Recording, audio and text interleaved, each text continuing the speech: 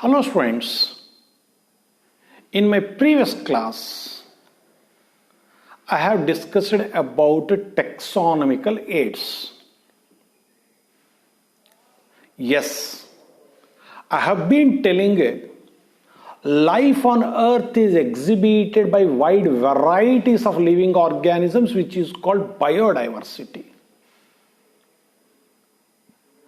Presence of biodiversity is very much essential for sustenance of life on earth. And I have always been emphasizing on the point that nature does not depend on human beings. It's the human beings who is dependent on nature. We depend on nature for every aspect of our life, every requirement of our life on earth. We depend on biodiversity for food, for clothing, for shelter, for medicinal plants, various raw materials for industries, so on. So biodiversity is bioresources. The richness of a nation is also measured by the amount of the forest cover or the biodiversity it has. So it is the responsibility of us to conserve, to preserve the biodiversity. To do so, we have to first understand biodiversity. And in order to understand biodiversity, we have to make a scientific study. Scientific study of biodiversity is possible only if scientific identification and classification of individual species is made.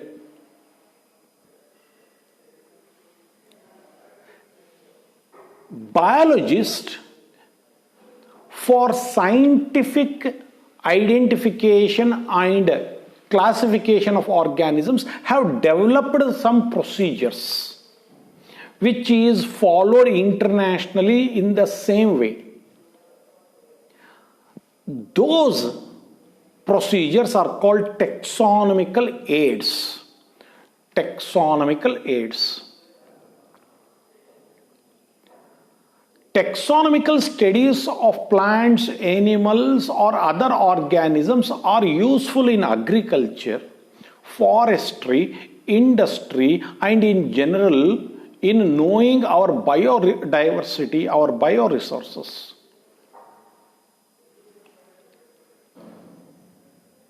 For this, a correct classification and identification of organisms is necessary. Identification of organisms. Two methods has to be followed. We have to study the organisms in their natural habitat. And many a time we have to bring them to the laboratory for detailed, minute studies of that organisms. The field study as well as laboratory study is required. For this, we have to collect the plant and animal specimens. A large collection of wide varieties of plants and animals is the basic requirement for taxonomic studies.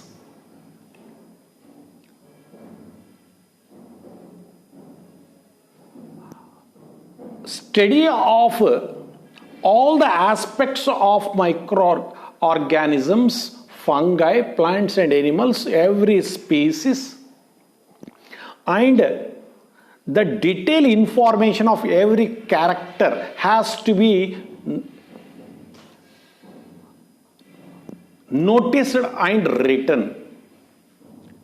So, not only the preservation of specimen is important, Along with that, the information, the data of that particular species, the characters of that species, those information has to be preserved also.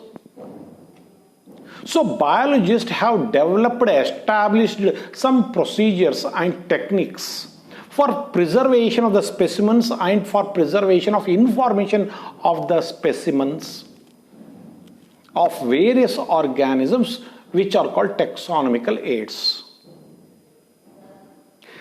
There are different taxonomical aids which help in scientific identification and classification of organisms, which are further divided into two types. Number one, aids using specimens. Number two, aids without specimens.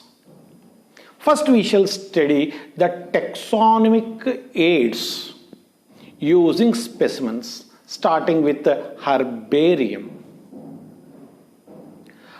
Herbarium is a method of study of the plant specimens. It is a taxonomical aid using the plant specimens. But here we do not use the live plants, we use the dead plants or the parts of the plants. What is herbarium? Herbarium is a large storehouse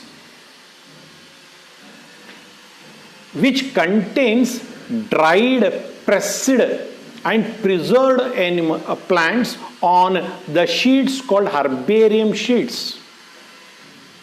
The plant specimen collected is placed under papers and pressed for few weeks, which results in total dryness of the plant specimen. That plant specimen is pasted on a sheet of size, generally of the size 11.5 into 6.5 inches. And these herbarium sheets are kept in boxes. They are arranged in a pattern that is internationally accepted according to the classification. So such a large storehouse of herbarium sheets is called herbarium. On that sheet, along with the specimens at one corner, the name of the plant, the scientific name, date and place of collection, and the name of the collector is written along with the family of that particular specimen. For example, you are seeing a herbarium sheet of the plant hibiscus, one of the common plant of the family Malvaceae, a plant twig containing few leaves and the flower.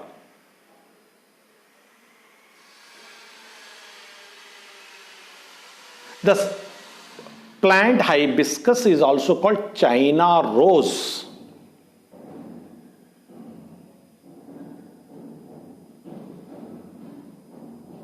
Of the family Malvaceae. The scientific name is Hibiscus rosa sinensis. The plant is spread properly so that the leaves are not folded or overlapped. And the flower is also spread so to visualize all the details of it. And at the corner, the detailed information of it is written. A storehouse of collection of such sheets is called herbarium, which is a taxonomical aid using the dead plant specimens.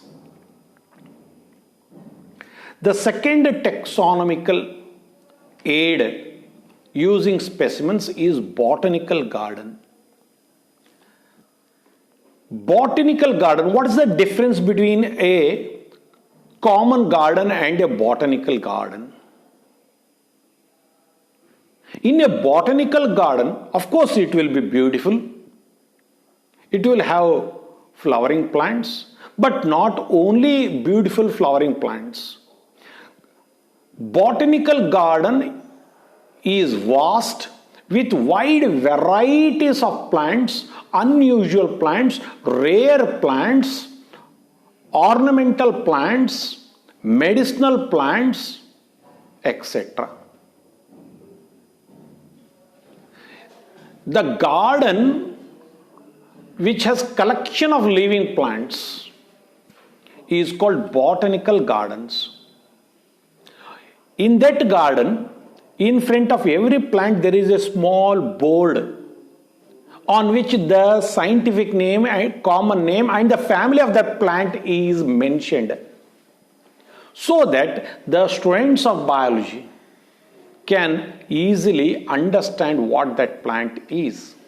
See the photograph, you will find the children studying the plants and writing the points of the particular plant, the name of the plant. Here we do not have dead plants, we have live plants. A collection of large varieties of live plants for our taxonomical study is called botanical garden. Various botanical gardens are present worldwide.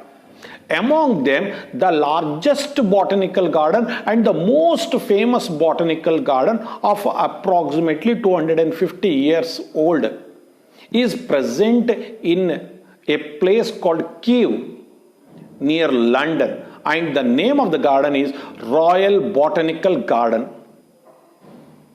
In the photograph you are seeing at the center of the Kew Royal Botanical Garden, a glass house is present. Even in Lal Bagh you find a glass house at the center, where the small plants are grown and preserved. In India also you find various botanical gardens. For example, Lal Bagh is a botanical garden, Kabban Park is a botanical garden. In Ooty there is a national botanical garden. But the largest one in India is Indian Botanical Garden in a small place called Sibpur near Howrah, Kolkata, West Bengal. So botanical garden is a taxonomical aid for the collection and growing of wide varieties of plants in living condition. Another important point to be mentioned here is National Botanical Research Institute NBRI, present in Lucknow, UP, Uttar Pradesh. So taxonomical aids using specimens for plants are two in number. One is herbarium, where you find the dead plants, dried, pressed and pasted on the sheet. Whereas botanical garden, second one, where you find the live plant collections. Third is the museum. In many cities you find varieties of museums with collection of antiques, artifacts, or collection of olden days sculptures, coins, etc. But biological museums are taxonomic aids. Biological museums are generally present in schools and colleges like ours. Here we do not find live animals and plants, we find preserved dead animals and plants. You can see the animals, the whole animal is placed in a glass container, in a glass jar, in a solution. So not in the water, because it gets decayed. The solution here is formaldehyde or formalin. Even they can be preserved in alcohol. And the jars are made airtight. Such preserved plant or animal specimens can be maintained without getting decayed for many years.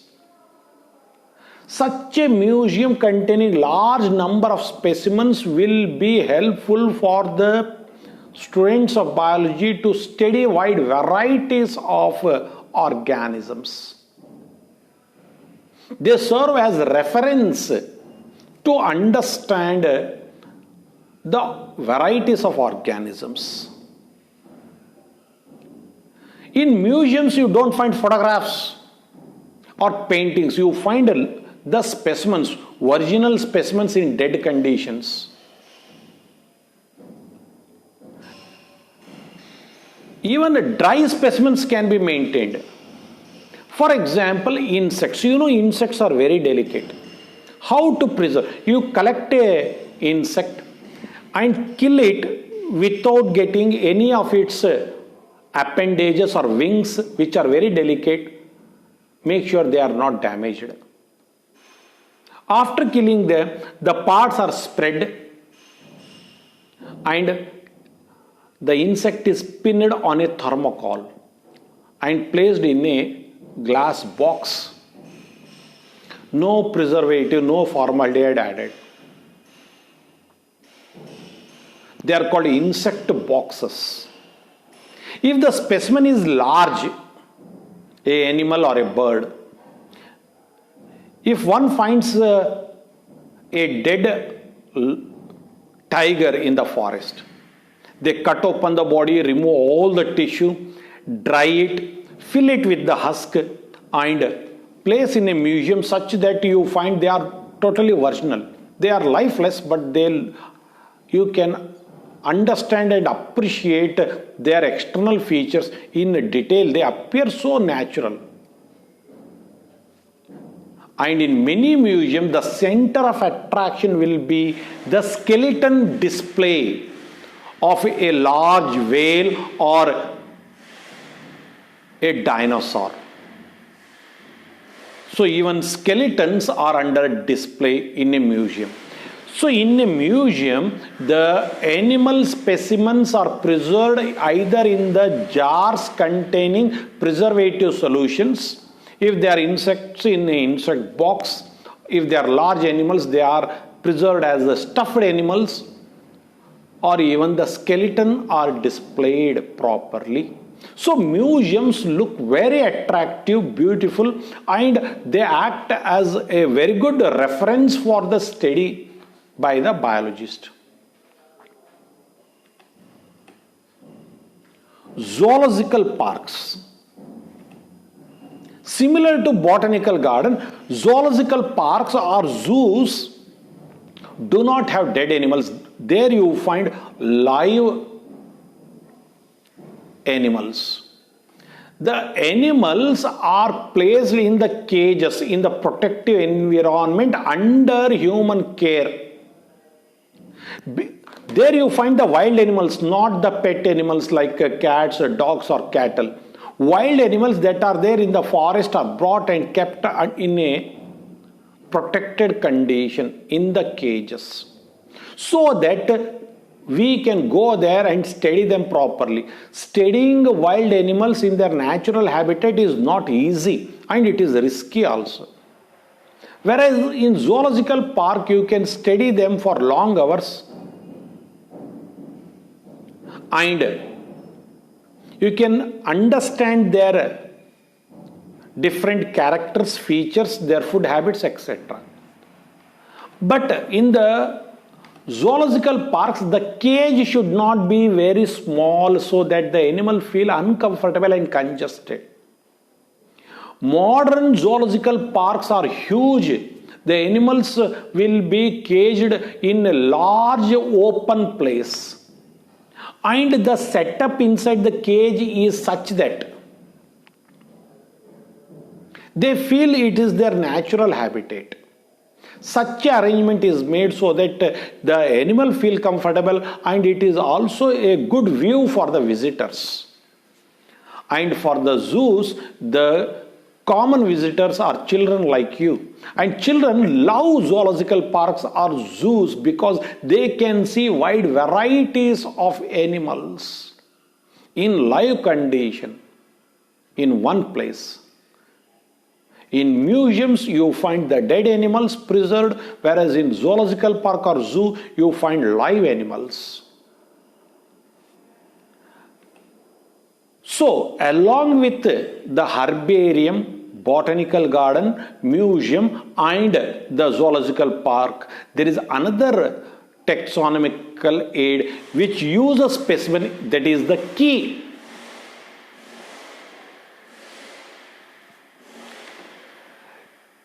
You need a specimen. You have a plant or an insect and you want to identify it. How is it possible? Using a key. Key is a taxonomical aid used for identification of plants and animals based on similarities and dissimilarities. In key, you get different questions. Every question is called as a lead. And in every question, you have two options which are totally dissimilar. For example, if it is a plant, the root system, whether it is a taproot or fibrous root, you have to mark it is having a taproot, right? After that, you go to the second question, which is called as a second lead. The leaf have parallel venation or reticulate venation. Reticulate venation, you tick it. Like that, as you go on answering the questions, every question is called as a lead, and in every lead you find two options with different dissimilar characters, and you will come to a particular plant or an animal. You will identify it. So this taxonomic aid also uses a specimen and it is called key.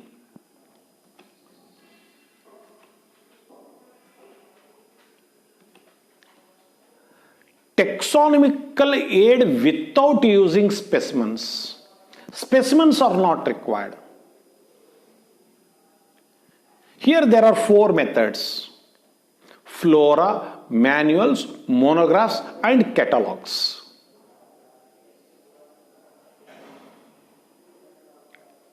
They also help in correct identification of the organisms. What is flora? Flora refers to the plants.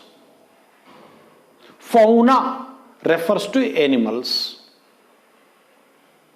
Flora contains actual account of habitat and distribution of plants in a given area. For example, in Forest Department, Kalaburgi, in Gulbarga district or Kalaburgi district, where actually forest is present, where is Chincholi forest present? There is a map is there. Different plants in that forest where they are present, everything is indicated on this in that map. That map gives you description regarding the presence of varieties of organisms in a particular area, which is called flora. In the same way, manuals also provide information for identification of names of species found in an area. A particular species is present in a particular area. In which place, what type of plants are there, what type of animals are present, everything is there in a book, in a detailed information record, which is called manuals. Monographs contain information on any one taxon. Because we know classification as per linear hierarchy from species to kingdom is done according to particular grade-wise categories or taxon. And complete information regarding a particular taxon is given in monographs. Lastly, catalog. What is this catalog? Catalog is a list of plants and animals present in a particular forest or a particular place. For example, in Chincholi forest, what type of mammals are present, what type of birds are present, what type of reptiles are present. In one list it is given. Similar to that of list of lessons present in your textbook, first the contents are given. In the same way, in a catalog everything is given. List is there, specimens are not there, which is called catalog. So taxonomical aids help us in scientific identification and classification of organisms, which makes our biodiversity studies easy.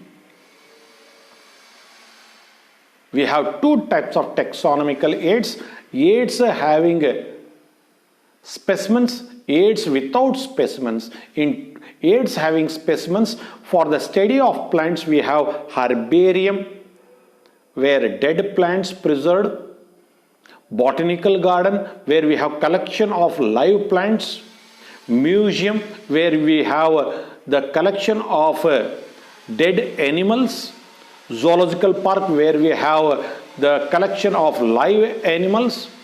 Key, also we have the specimens of plants and animals for analytical studies. Without specimens, also there are procedures called flora, manuals, monographs and catalog. A neat question can be asked on this part. Find the odd one, a question will be given. Flora, manual, museum, monograph will be given. Flora, manual, monographs are the taxonomical aids without specimens, whereas museum has a specimen, which is an odd thing in that. Such neat questions can also ask from this particular concept. So, by studying this taxonomical aids, which is the last concept of lesson number 1, we have come to the end of the lesson, the living world. So, dear students, I have almost come to the end of the lesson, but the responsibility continues. In 8 parts, I have completed the lesson slowly. The living world, the first lesson. From the next video class onwards, we will start with the neat part. 2 or 3 periods for solving neat questions based on this lesson will be there. But before that, there is a surprise for you. Finger crossed condition. What is that? See, after studying linear hierarchy in 2 classes, I revised it, the same concept, in a small video with using those colorful toys. I hope you have enjoyed it. In the same way, taxonomical aids, instead of covering it in 1 period, I have divided it into 2 periods. After studying taxonomical aids, I want to revise it in a new method, for which some aids I require, some apps I require, which I am trying to get, and I am sure it will be possible. And you will definitely enjoy that video. Wait for it. The next one will be that only. If it is not possible, in case, we will continue our online class with the neat question paper. Well, children, after that, I will start the second lesson. Hope by that time you will be in my college. I want to see you, because you are seeing me, I have not seen you. And these two videos, this one and the previous one, you are finding it bit noisy because some construction work is going on in our college building, which I will try to avoid in my next video by recording in the late evening or early morning. I'm sorry for that noise. See you in the next class. Until then, please take very good care of yourself, children. God bless you. Thank you very much.